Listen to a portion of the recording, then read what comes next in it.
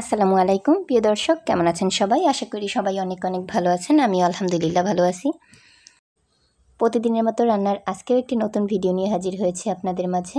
আজকে আমি রান্না করব ঝিঙে দিয়ে চিংড়ি মাছ রান্না। যে এতটাই মজা হয়, একবার রান্না করে না খেলে বুঝতেই পারবেন না।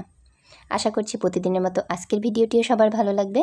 ভিডিওটি ভালো লাগলে সাবস্ক্রাইব করে পাশে থাকা বেল আইকনটি চালু করে দিবেন, যাতে আমার পরবর্তী ভিডিও ছাড়ার সাথে সাথে আপনার নিকট নোটিফিকেশন পৌঁছায়। চলুন এবার কথা না পারিয়ে মূল রেসিপিতে ফিরে যাওয়া যাক। এখানে আমার রান্না করার জন্য লাগছে ঝিঙে আমি খোসা ছাড়িয়ে মাঝখান বরাবর কেটে নিয়েছি। তার সাথে আরও লাগছে চিংড়ি মাছ, পেঁয়াজ কুচি, রসুন কুচি। এবার চুলাতে একটি কড়াই বসিয়ে দিয়ে গ্যাসটা অন করে দিয়েছি। এবার এর মধ্যে দিয়ে দিব 3 টেবিল চামচ তেল।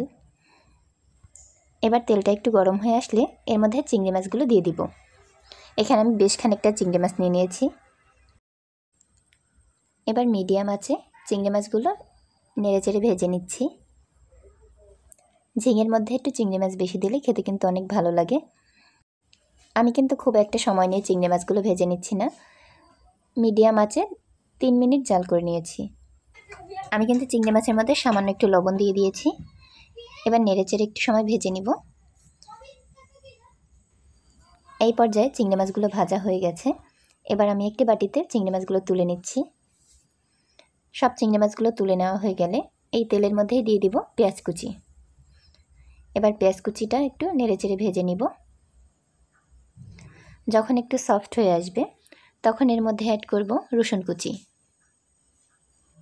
এবার পেঁয়াজ আর রসুনগুলো নেড়েচেড়ে ভেজে নিচ্ছি। এই পর্যায়ে চুলারা স্লো হিটে আছে। 2 মিনিট চুলারা স্লো হিটে রেখে এবার এর মধ্যে অ্যাড করব সামান্য একটু কাঁচা জিরা। কাঁচা জিরাটা দিলে কিন্তু এর ফ্লেভারটা আরও সুন্দর আসে। যদি কেউ আস্ত জিরা দিতে না চান তাহলে কিন্তু এখানে জিরা গুঁড়িও ব্যবহার করতে পারেন, সেই ক্ষেত্রে লাস্টে ব্যবহার করবেন। আমি এবার পেঁয়াজ, রসুন আর জিরা একসাথে নেড়েচেড়ে 3 থেকে 4 মিনিট ভেজে নিব। চুলার আঁচ কিন্তু লো হিটেই আছে। এবার এর মধ্যে আমি অ্যাড করব হলুদ গুঁড়া। এখানে আমি 1 চা চামচ হলুদ গুঁড়া দিয়ে দিয়েছি। এবার দিয়ে দিব মরিচ গুঁড়া, 1/2 চা চামচ মরিচ গুঁড়া আর পরিমাণ মতো লবণ। আবারও নেড়েচেড়ে মিশিয়ে নিচ্ছি। সবগুলো মেশানো হয়ে গেলে এবার এর মধ্যে সামান্য একটু পানি ব্যবহার করব, যাতে মশলাটা পুড়ে না যায় আর কাঁচা গন্ধটা চলে যায়। এবার এই পানিটা খুব ভালোভাবে শুকিয়ে নিব। আমি নেড়েচেড়ে কিন্তু মশলাগুলো কষিয়ে নিচ্ছি। কষানো হয়ে গেলে এর মধ্যে আমি অ্যাড করব চিংড়ি মাছ। এবার কষানো মশলার মধ্যে চিংড়ি মাছটা দিয়ে নেড়েচেড়ে আবার একটু মিশিয়ে নিব। এই পর্যায়ে এর মধ্যে আমি অ্যাড করে দিব ঝিঙাটা দেওয়া হয়ে গেলে আমি নেড়েচেড়ে মিশিয়ে নিচ্ছি।